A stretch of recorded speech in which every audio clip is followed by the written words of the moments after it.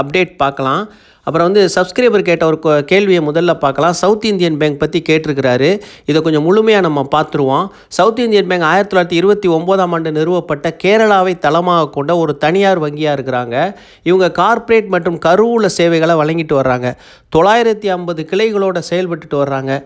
அப்புறம் வந்து வட்டி வருமானம் ஆண்டுக்காண்டு சீராக இருக்குது. காலாண்டுக்கு பார்த்தா மார்ச் காலாண்டில் 2373 கோடி, இந்த ஜூன் காலாண்டில் 2362 கோடியாக கொஞ்சம் குறைஞ்சிருக்கு.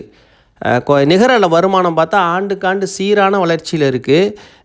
அதே நேரம் காலாண்டுகளில் நிகர வருமானம் வந்து கடந்த மார்ச்சில் 342 கோடி, இந்த ஜூனில் வந்து 322 கோடியாக 5% குறைஞ்சிருக்கு. இது ஒன்று தான் இந்த பேங்கில் உள்ள வீக்னஸாக நம்ம சொல்ல முடியும். ஷேர் ஹோல்டிங் பேட்டர்ன் பார்க்கும்போது ப்ரமோட்டர்கிட்ட எந்த ஹோல்டிங் இல்லை. ஃபாரினர் வந்து 17.58% வச்சுருக்கிறாங்க.